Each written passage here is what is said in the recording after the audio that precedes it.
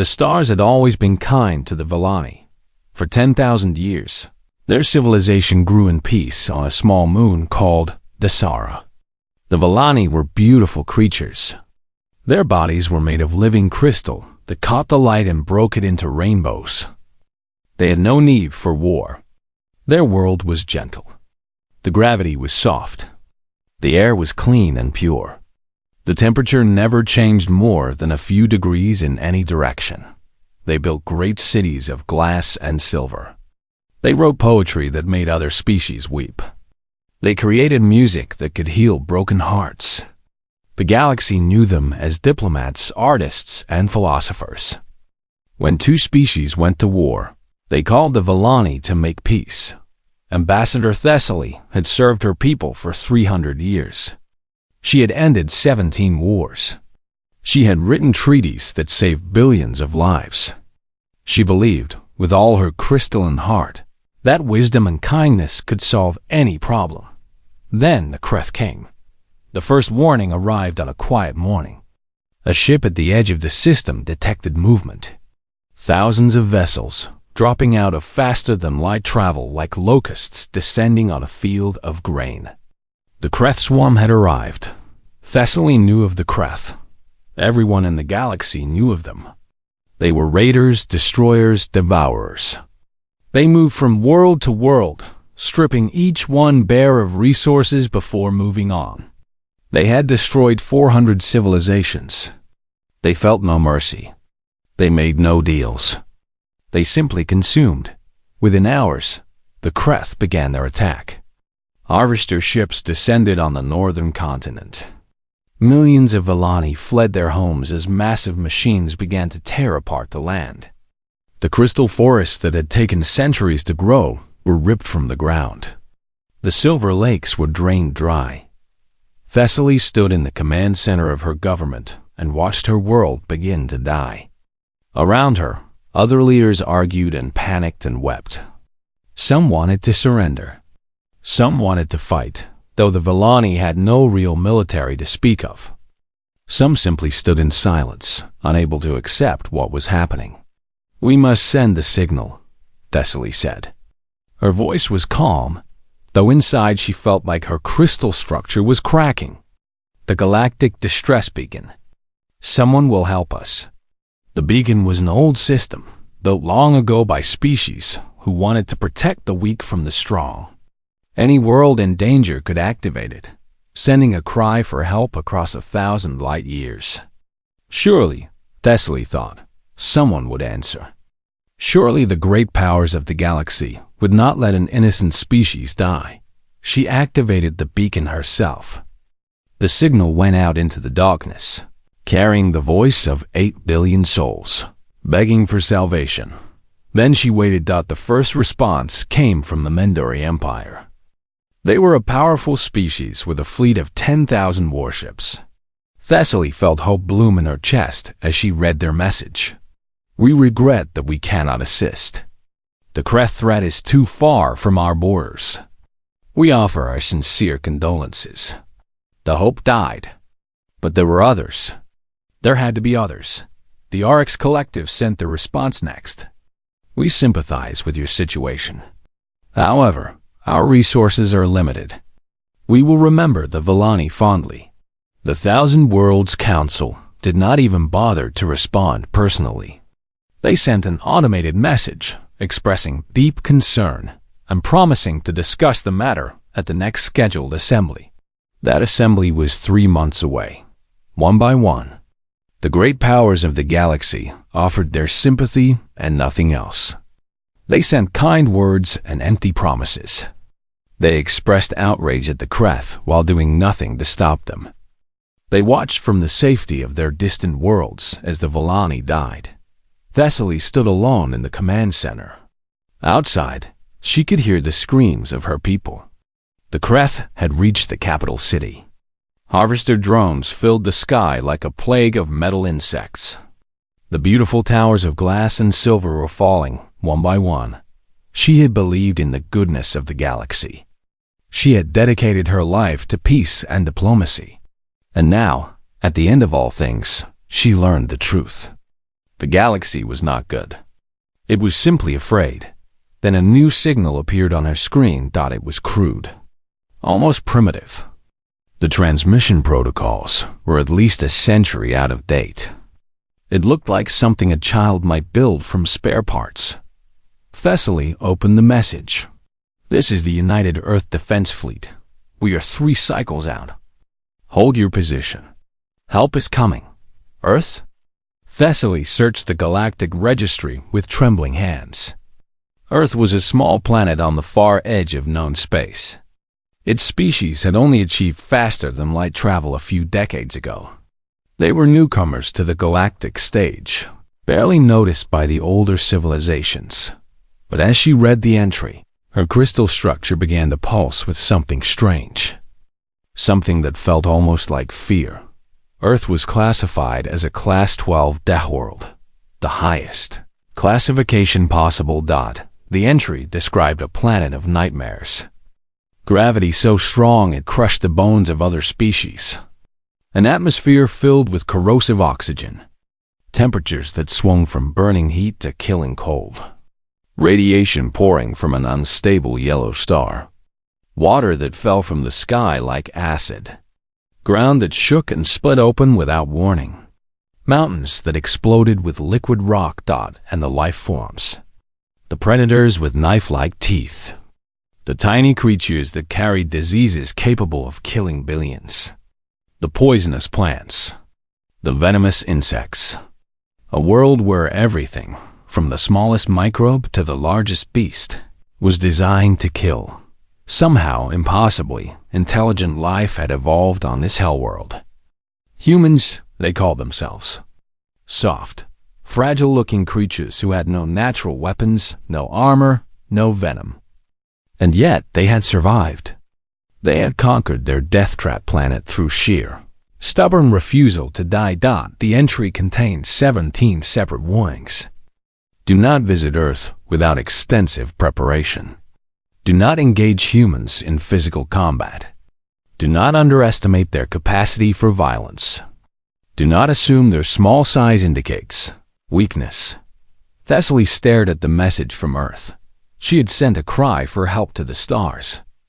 She had begged the civilized galaxy for salvation. The great empires with their vast fleets had turned away in cowardice, and now the monsters were coming. The Deathworlders, from a planet of fire and poison and death, were coming to save them. Thessaly did not know whether to feel hope or terror. Perhaps, she thought, there was no difference anymore. Outside, the Kreth continued their harvest of death. But somewhere in the darkness between stars, 12 small ships burned toward Dasara at impossible speed. Their crews did not know fear. They did not understand the concept of acceptable losses. They came from a world that had tried to kill them every day of their existence, and they were very, very angry. Commander Yuki Tanaka had not slept in 36 hours.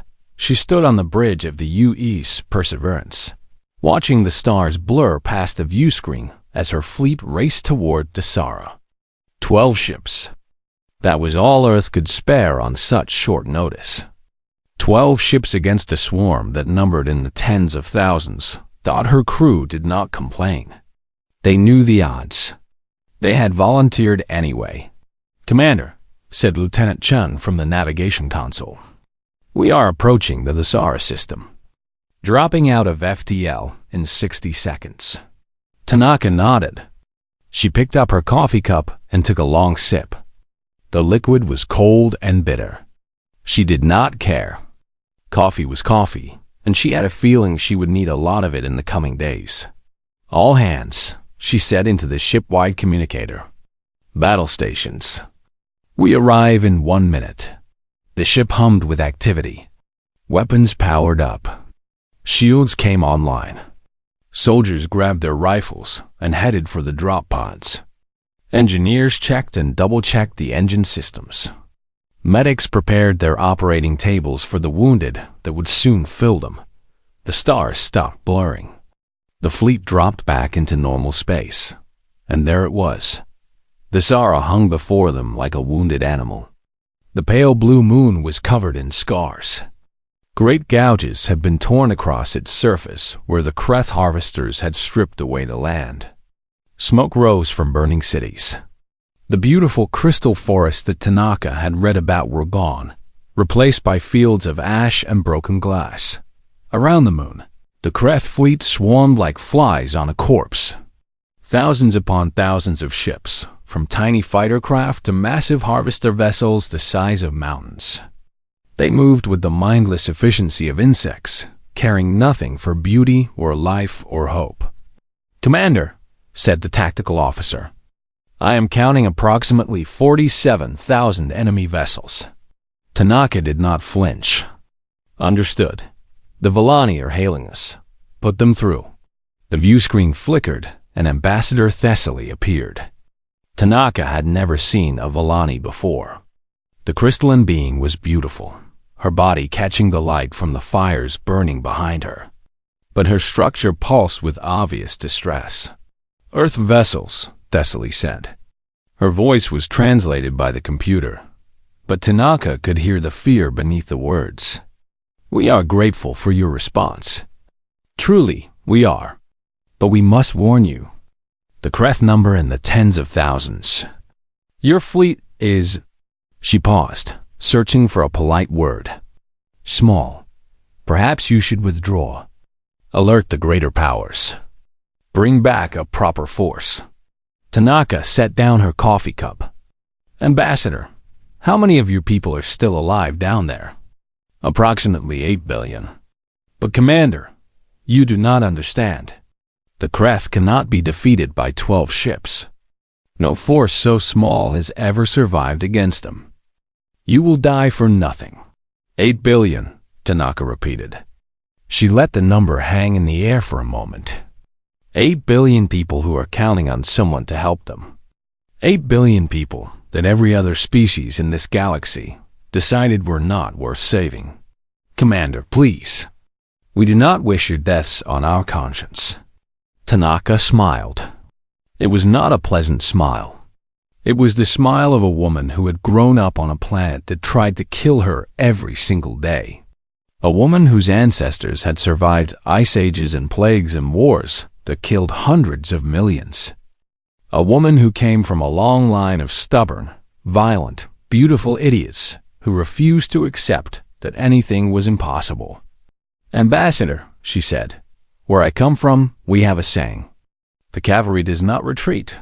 She cut the communication. "Lieutenant Chen," she said, "set course for the heart of the Kreth formation. Maximum speed. Commander?" Chen looked uncertain. "That would put us in range of approximately 10,000 enemy weapons." "I know.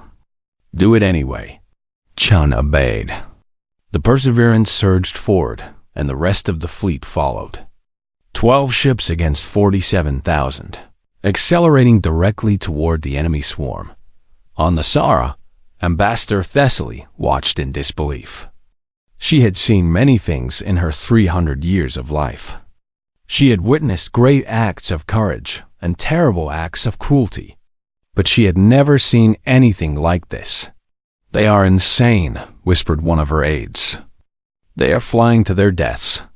"No," Thessaly said slowly. "They are flying to save us. They know they will probably die, and they are doing it anyway." She did not understand. The mathematics were clear. 12 ships could not defeat 47,000. The humans would be destroyed within hours.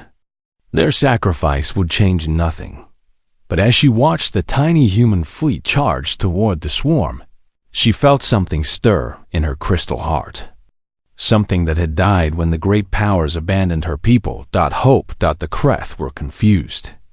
Their hive minds struggled to process what was happening. Enemy ships were approaching. This was normal. But enemy ships were approaching at attack speed. With no support. With no reinforcements. With no hope of victory. This was not normal. Hive Commander Scarix studied the incoming vessels. They were small, primitive by Kreth standards. Their weapons were laughable. Their shields were weak. They should be fleeing. They should be begging for mercy. They should be doing anything except flying directly into the heart of the swarm. Instead, the lead vessel sent a message. The Kreth translation system struggled with the alien language, but finally produced a result. Attention, Kreth Fleet. This is Commander Yuki Tanaka of the United Earth Defense Fleet. You are engaged in the slaughter of innocent civilians. You have one chance to withdraw. Take it or don't. Either way, we're coming for you. Scarix felt something strange. A tickle at the back of his hive mind. He could not identify it. The Kreth had bred out most emotions long ago, keeping only those useful for survival and conquest.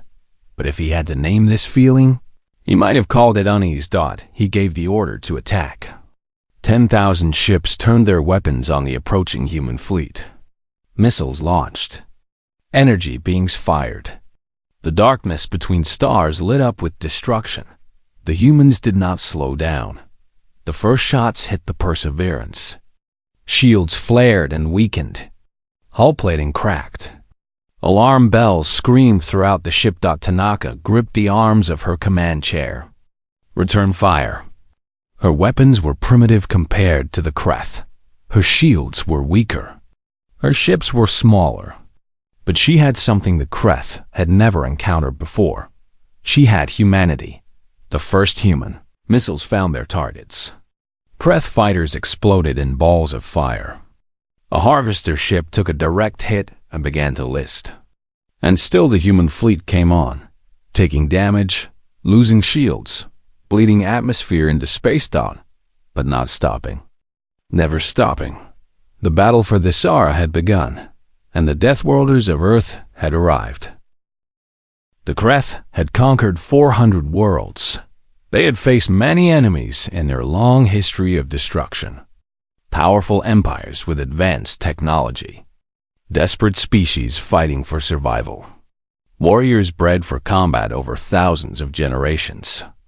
The Kreth had defeated them all. They had never faced anything like humans. The first sign that something was wrong came from the infantry reports. Kreth ground forces had engaged human soldiers near a burning Vallani city. The battle should have been simple. Humans were soft creatures. No natural armor. No claws, no venom. They should have died easily. They did not. A Kreth warrior reported shooting a human through the chest. The human fell. The warrior moved on to the next target. 30 seconds later, that same human rose from the ground and shot the warrior in the back. The human's chest was still bleeding. His lung had been destroyed. He should have been dead. He was smiling. More reports came in. Humans surviving wounds that would kill any other species. Humans fighting for hours without rest or food. Humans continuing to advance, even when their blood painted the ground beneath them. One human soldier lost an arm to a Kreth cutting beam. She picked up her rifle with her remaining hand and kept firing until the enemy was dead. Then she used her own belt to stop the bleeding and walked 3 miles to the nearest medical station. She apologized for being late. Hive Commander Scarix studied these reports with growing confusion. The humans should not be able to do these things. Their biology was weak. Their bodies were fragile. How were they surviving? He searched the galactic database for more information on Earth. What he found made his compound eyes widen with something he had not felt in centuries. Earth was a Class 12 death world. The highest possible rating. A planet so hostile that most species could not survive on its surface for more than a few hours. The humans had evolved there. They had adapted to gravity, 3 times stronger than the galactic average. Their bones were dense. Their muscles were powerful. They could lift objects heavier than their own bodies. They could run for hours without stopping. They were persistence predators, designed by evolution to chase their prey until it collapsed from exhaustion. Their immune systems were weapons of biological warfare. They lived in harmony with trillions of microorganisms that would kill most other species. They had survived plagues that wiped out half their population and simply continued on. Their bodies healed from damage that would permanently cripple other races, and their minds. Their impossible, terrifying minds, humans could adapt. They could learn. They could improvise solutions to problems they had never seen before. They had no natural weapons, so they invented them. They had no armor, so they built it. They could not fly, so they created machines that carried them through the sky. Their planet tried to kill them every day, and every day they found new ways to survive. Scarix watched a recording from one of his damaged ships. A human destroyer, the UES Normandy, had lost its engines to concentrated fire. The ship was dead in space, unable to move or flee. By all logic, the crew should have surrendered or died. Instead, the captain ordered all non-essential personnel into escape pods. Then she turned her dying ship directly toward the nearest Kreth carrier. She accelerated on emergency thrusters. Building speed with no way to stop Dodd, she used her ship as a missile. The Normandy struck the carrier at full speed. Both vessels exploded in a ball of fire that destroyed 17 smaller Kreth ships nearby. The human escape pods were recovered by friendly forces. The captain survived. She asked when she could get a new ship. On the ground, the situation was no better for the Kreth. Human Marines fought with weapons, then with knives, then with their bare hands. They set traps using materials they found in destroyed buildings. They made explosives from chemicals found in Vellani cleaning supplies. They turned anything and everything into a weapon. One squad of Marines was cut off behind enemy lines. They were surrounded, outnumbered, and running low on ammunition. The Kreth moved in for the kill. Sergeant Maria Santos had other plans. She gathered her squad in the basement of a destroyed building. They had 12 bullets between them, 2 grenades, and a collection of random items they had scavenged from the wreckage. Santos looked at her soldiers. They were wounded, exhausted, and terrified. They were also human. "Okay," Santos said. "Here is what we are going to do." For the next 6 hours, her squad held that basement against wave after wave of Kreth attackers. They used the 2 grenades to collapse a tunnel, forcing the enemy to approach from only one direction. They used the 12 bullets carefully, making every shot count. When the bullets ran out, they threw rocks. When the rocks ran out, they threw broken glass. When the glass ran out, they threw themselves at the enemy with knives made from shattered pipes. Private James Wilson was shot in the leg during the 3rd hour. He could not walk. He could not run. So he crawled to a window and kept throwing debris at any Kreth who came close. Corporal Lisa Chun took a blade to the shoulder. She wrapped the wound with a torn piece of uniform, picked up her knife, and went back to fighting. Sergeant Santos was exposed to a nerve toxin that should have killed her in minutes. She continued fighting for 2 more hours, her hands shaking, her vision blurring, refusing to fall until reinforcements finally arrived. The Kreth lost 300 warriors taking that basement. The humans lost no one. When the relief force arrived, they found Santos still standing in the doorway, knife in hand, surrounded by the bodies of her enemies. She looked at the shocked faces of her fellow soldiers and shrugged. "We got a little busy," she said. Hive Commander Scarix received report after report like this. Impossible victories. Unbelievable survivals. Humans doing things that no species should be able to do. And he began to understand. The Kreth conquered worlds by overwhelming their enemies with numbers. They did not need to be strong or smart or brave. They simply needed to be many. No matter how many they lost, there were always more. Their enemies eventually grew tired, ran out of supplies, lost the will to fight. But humans did not lose the will to fight. They did not surrender when the situation was hopeless. They did not retreat when retreat was the logical choice. They simply kept going, kept fighting, kept surviving. because they came from a world that never stopped trying to kill them. And they had learned, over millions of years of evolution, one simple truth: you do not give up. You do not quit. You do not let death win. Ever. For the first time in 5,000 years, the Creth swarm began to feel afraid. By the third day, everything had changed. Ambassador Thessaly stood in the human field command center and watched chaos in motion. Humans ran back and forth, shouting orders, studying maps, arguing about tactics. Empty coffee cups covered every surface. The smell of sweat and exhaustion filled the air. Nobody had slept more than a few hours since the battle began. Commander Tanaka stood at the center of it all. Her eyes were red and swollen. Her uniform was stained with grease and blood that was not her own. She had not eaten a proper meal in 2 days. But she was still standing, still thinking, still fighting.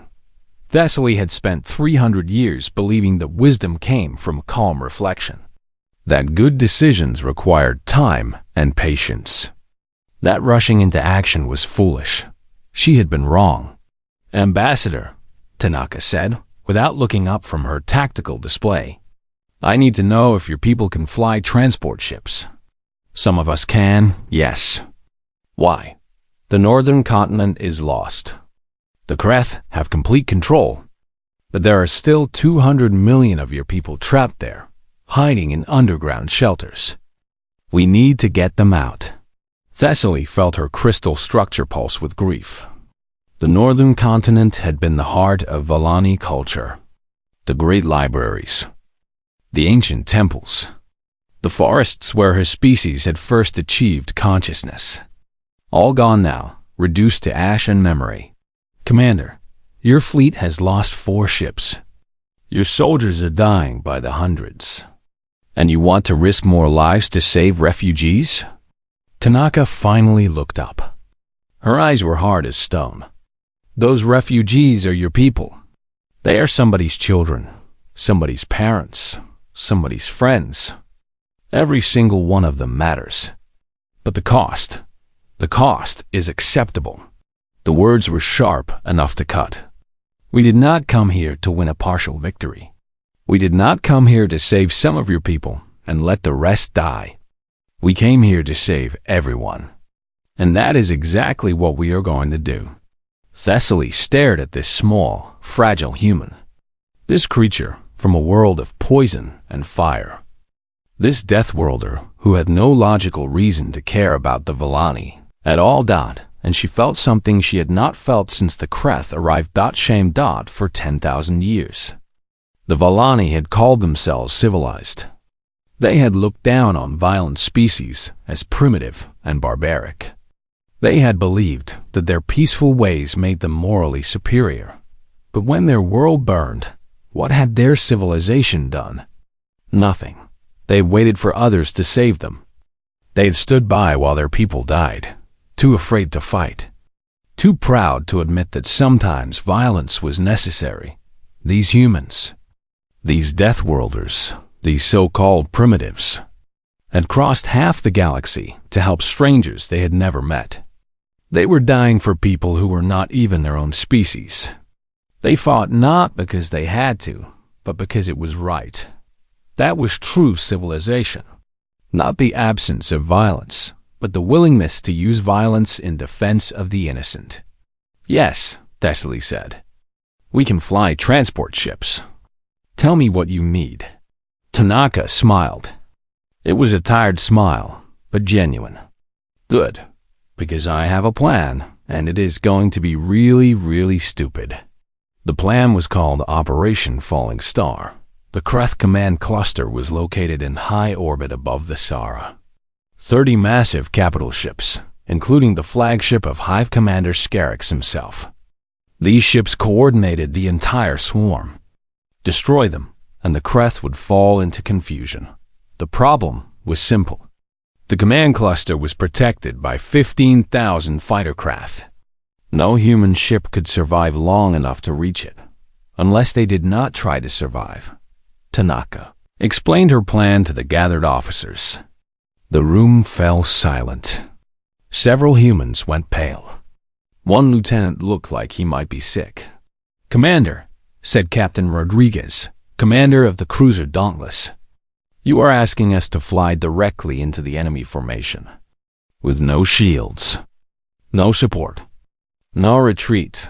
Yes, we will lose ships. Many ships. Maybe all of them. I know. And you think this will work?" Tanaka was quiet for a moment. When she spoke, her voice was soft but steady. "I think the Kreth have never faced an enemy who was willing to die for a cause greater than themselves. I think they do not understand sacrifice. They are a swarm. They care only for the survival of the whole, not the individual. They will expect us to retreat when things get bad. They will expect us to value our own lives more than victory." She stood straighter. "They are wrong." Captain Rodriguez looked at his fellow officers. He looked at the tactical display showing the overwhelming enemy force. He looked at the Vellani ambassador, who watched with crystal tears rolling down her face. Then he smiled. "What the hell?" he said. "I always wanted to go out in a blaze of glory." The other officers nodded, one by one. Nobody tried to run. Nobody tried to argue. They knew the risks. They accepted them, because they were human. While the fleet prepared for the final assault, the ground war continued. Human Marines pushed forward, taking back city after city. Vellani civilians emerged from their hiding places to find human soldiers standing guard over them. Bleeding and exhausted but unbowed, something strange began to happen. The Vellani, who had never fought in their entire history as a species, started to help. At first, it was small things. Vellani civilians bringing food and water to human soldiers. Vellani engineers helping repair damaged equipment. Vellani medics learning human field medicine so they could treat the wounded. Then it became more. A young Vellani named Kristallos watched a squad of Marines defend his family shelter. He watched them take wound after wound, never retreating, never giving up. When the last Marine fell, too injured to continue, Kristallos picked up her rifle. He had never held a weapon before. He did not know how to aim. His crystal hands shook with fear, but he had learned something from the humans. You do not give up. Kristallos fired into the advancing Kreth. His first shots went wide. His second shots found their targets. By the time reinforcements arrived, he had killed 6 enemy soldiers and held the shelter entrance, alone for 15 minutes. He was not the only one. All across the Sahara, Vellani civilians began to fight back. They used their knowledge of the land to set traps. They used their crystal bodies to create reflections that confused Kreth sensors. They used their diplomatic skills to coordinate. Resistant cells. They learned from the humans that courage was not the absence of fear. It was the decision to act despite that fear. Commander Tanaka received reports of Vellani joining the fight.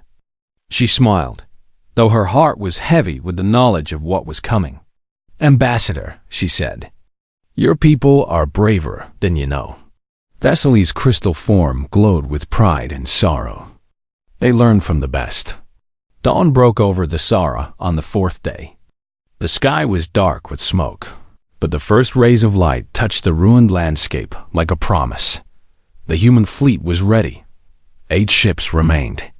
8 small vessels against an empire of destruction. Commander Tanaka took her place on the bridge of the Perseverance. She looked at her crew, her family, the men and women who had followed her across the stars to fight for people they had never met. "This is it," she said. "Some of us will not survive. But what we do today will be remembered forever. The galaxy will know that when the Vellani cried for help, humanity answered. We did not count the cost. We did not ask for payment. We came because it was right." She raised her coffee cup in a silent toast. For Earth, for the Sahara, for everyone who ever needed a hero and was told no one was coming. The fleet moved forward. Operation Falling Star had begun. The final battle was beautiful and terrible. 8 human ships tore through the Kreth defensive line like wolves through a flock of sheep. They took fire from every direction. Shields failed. Hull plates shattered. Atmosphere vented into the cold vacuum of space. And still they came, faster and harder, burning toward the command cluster like falling stars. Commander Tanaka felt the Perseverance shudder as another missile struck home. Alarms screamed. Lights flickered. Somewhere behind her, a console exploded in a shower of sparks. "Damage report," she said calmly. "Shields gone. Hull integrity at 40%. We have lost the port engine array. Keep going." The ship groaned like a wounded animal, but it obeyed. The crew obeyed. They followed their commander into the fire because she was there with them, bleeding with them, dying with them. Ahead, the Kreth command cluster loomed like a fortress of iron and death. 30 capital ships, each one bristling with weapons.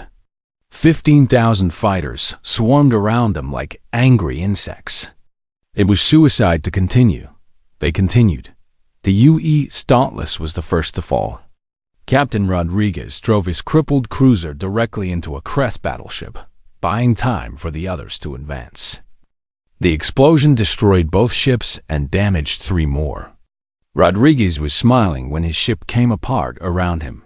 The UES Victory followed minutes later, her crew evacuating in escape pods while the empty ship carried out one final ramming attack.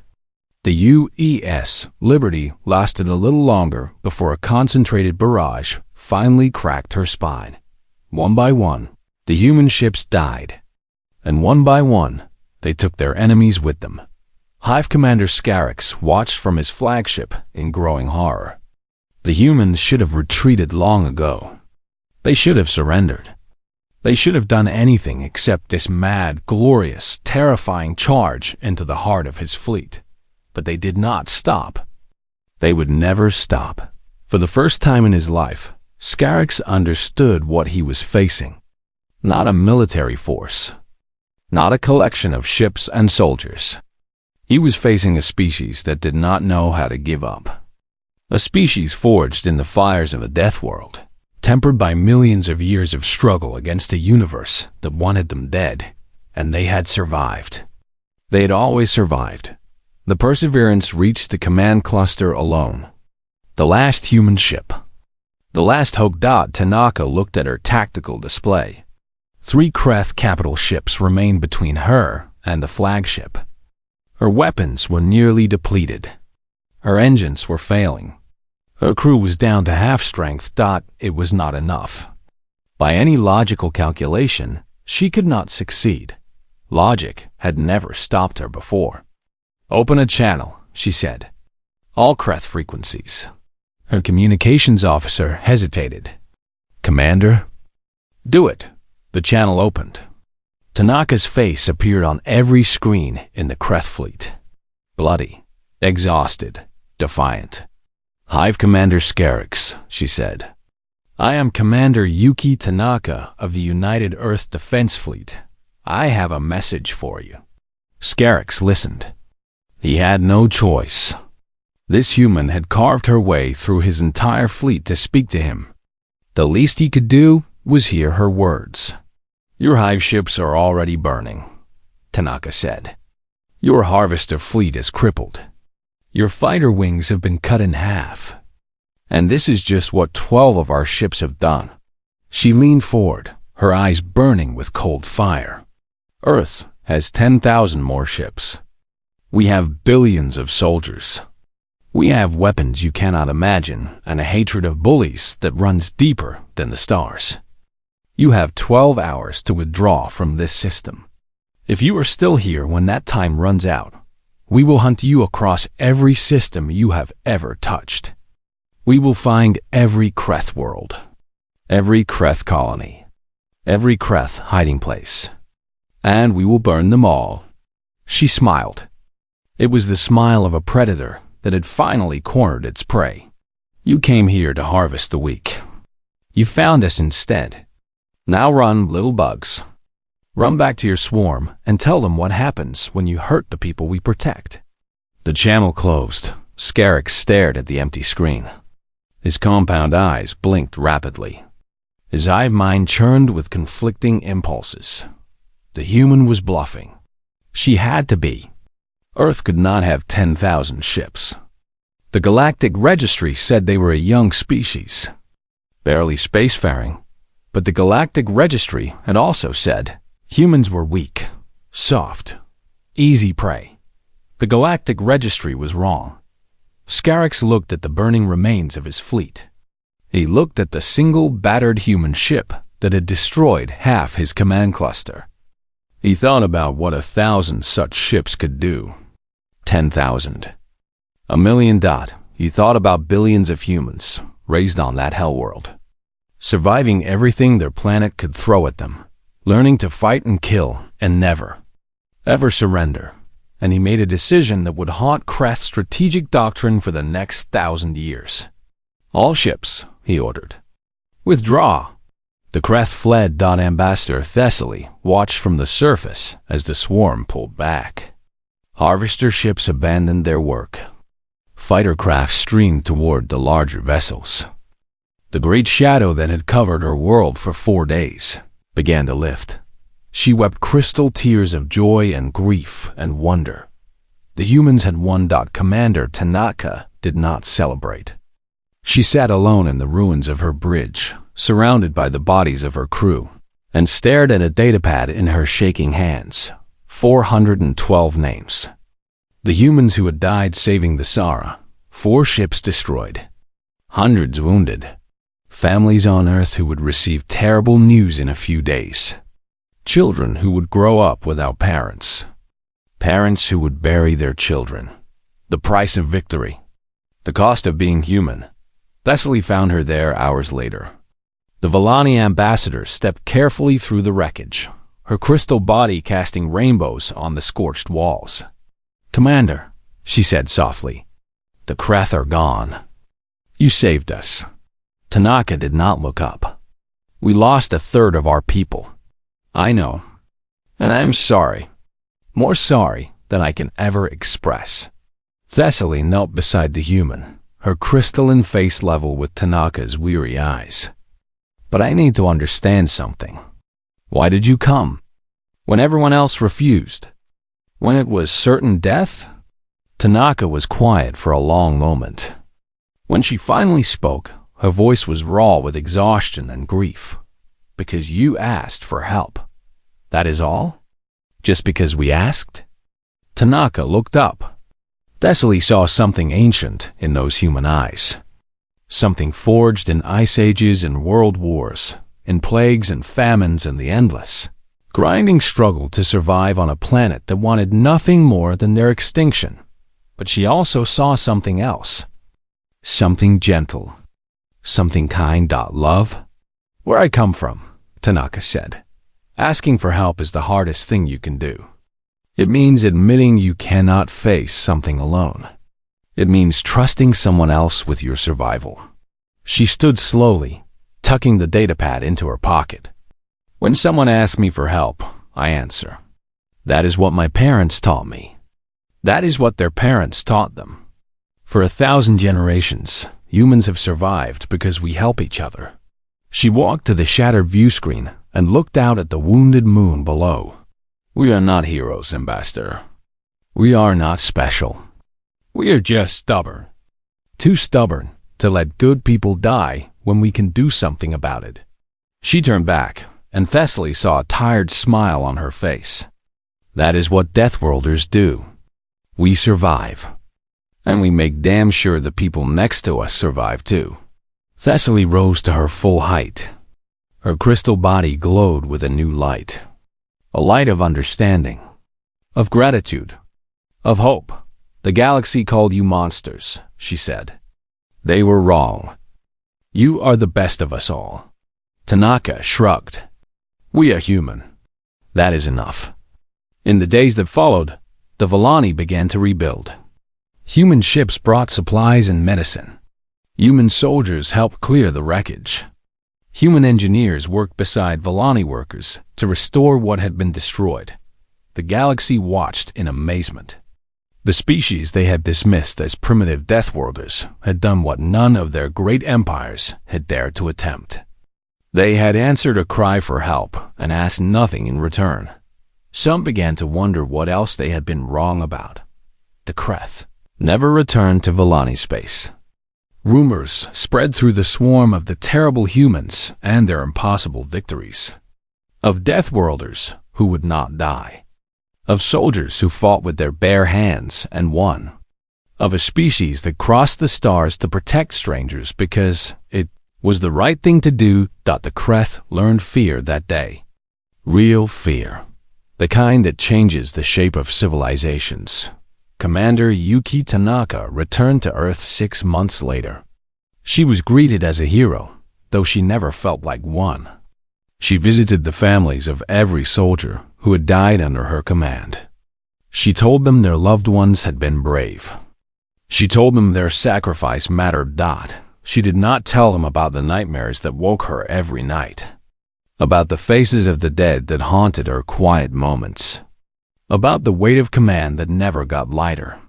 But she also never stopped answering distress calls, because that was what humans did. They heard a cry for help, and they came running. Not because it was easy, not because it was safe, but because somewhere in the darkness, someone was suffering and could not stop it alone. And humans, those impossible, stubborn, beautiful creatures from a world of fire and poison and death, would never let that stand. The Volani sent a cry for help to the stars. The Deathworlders of Earth answered, and the galaxy was never the same again.